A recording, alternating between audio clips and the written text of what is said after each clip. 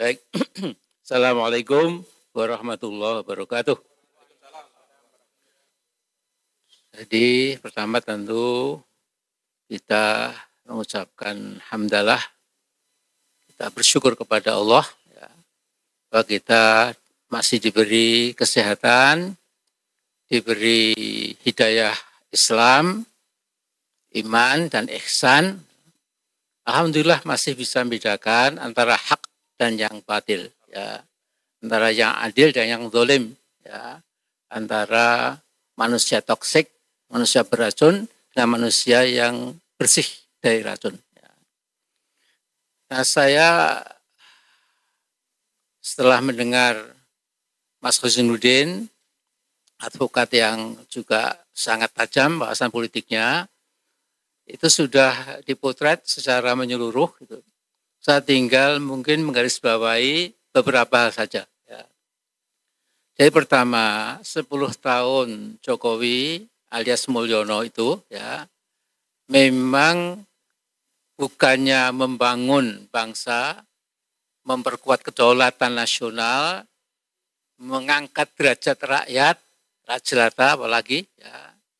Kemudian juga menunjukkan kepada dunia internasional bahwa kita itu betul-betul berdikari, ya, seperti dulu ajaran Bung Karno, kita tidak akan merunduk kepada negara manapun, tapi itu semua dikhianati oleh saudara Jokowi itu, ya, Joko Widodo. Ya. Dia mengatakan Joko Pret, gitu. Ya. Karena ada yang bilang siapa Pak Joko Pret, gitu. Jadi saya ingat Gus Dur Pret, gitu ya.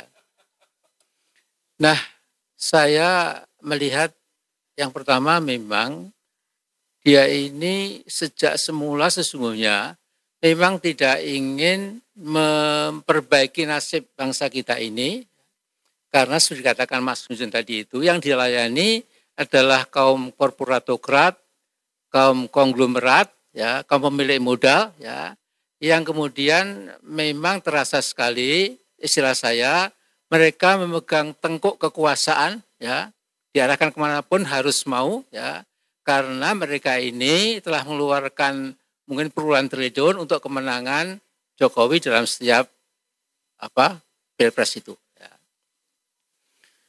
Dan yang kedua, memang rusaknya hukum kita itu, yang merusak itu si lurah Jokowi ini. Ya. Jadi setiap kali ada keputusan hukum, ya, tidak menjadi tegak hukum itu, karena intervensi dari si Jokowi ini, ya.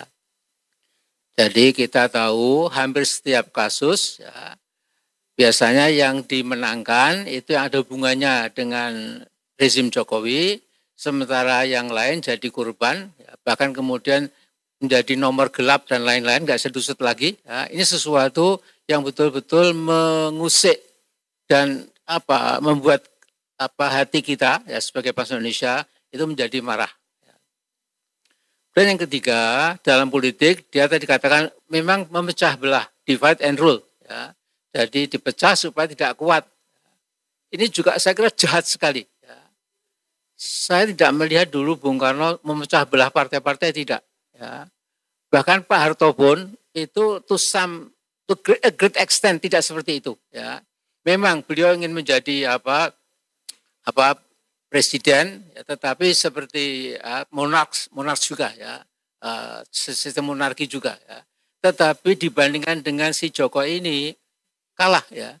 Jadi 6 presiden sebelumnya itu kalau dalam hal melakukan kejahatan nasional itu kalah semuanya.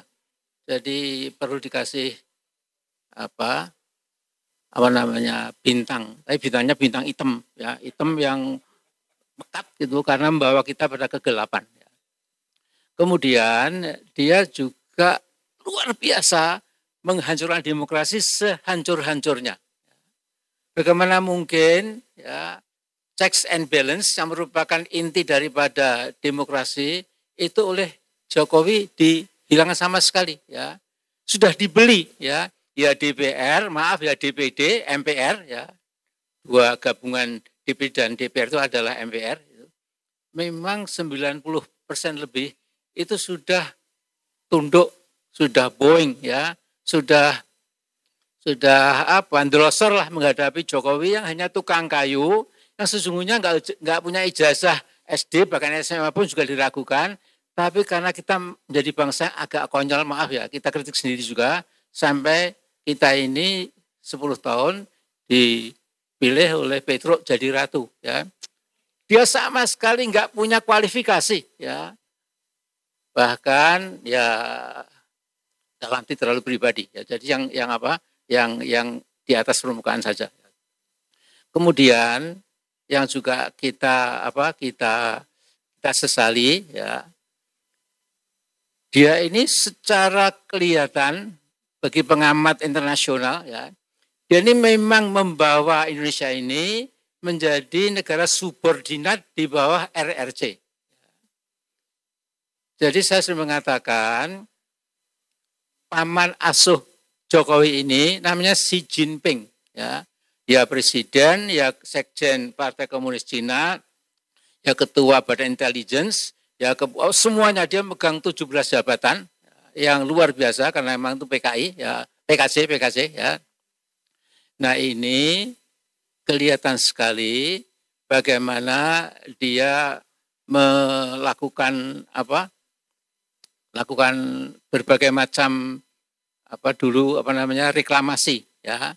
Khususnya untuk meladeni kepentingan dari kepentingan politik dan ekonomi Cina ya, supaya nanti mereka tidak usah lewat Selat Malaka tapi lewat laut negara kita ini, kemudian di situ akan menjadi tempat di mana mereka menanamkan kukunya itu. Jadi saya pernah mata kepala ya melihat Pulau G itu sepenuhnya itu semua Chinese ya. Jadi gedung-gedung yang besar-besar itu semua penghuninya itu Chinese tapi punya KTP Jakarta. Ini siapa yang kasih KTP besok harus gantung atau kalau begini kasihan juga. Ya artinya ini politik kesalahannya dijerat dengan pasal-pasal tertentu ya. Nah, kemudian di sana kita persis seperti di Kowloon atau di mana ya, di negara-negara kecil ya, di Hong Kong dan lain-lain ya. Nah, supaya tidak terlalu berpanjang lebar ya, saya juga mengatakan bahwa kejahatan puncak dari saudara Jokowi ini itu adalah mencoba supaya TNI apalagi Polri itu di bawah kendali dia. Karena itu saya sering mengatakan, teman-teman TNI, Anda punya Sabta Marga, Anda punya Sumpah Prajurit, Anda punya 8 wajib TNI, itu teman-teman TNI harus tahu, TNI itu dari rakyat dan untuk rakyat. Jadi, lihat ketika Pak Harto itu juga tokoh TNI, ya.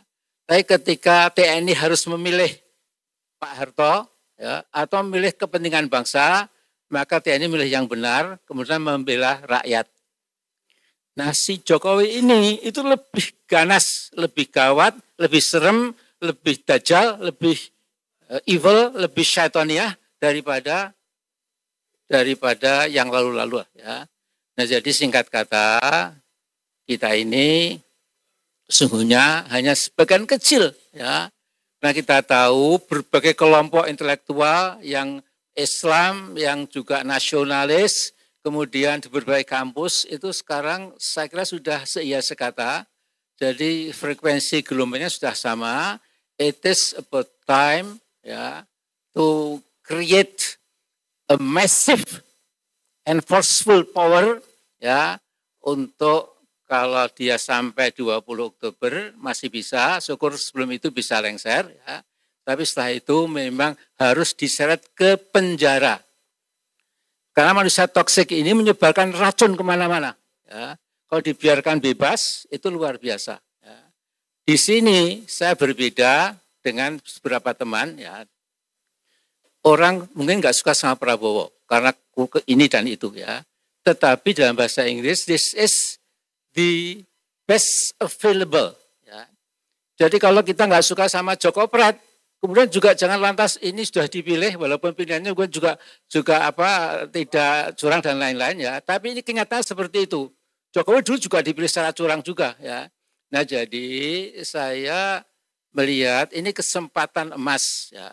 Kalau kemudian kita lantas tidak kemana-mana, kita nggak suka sama Jokowi, kemudian penggantinya pun juga kita anggap sama, insya Allah tidak.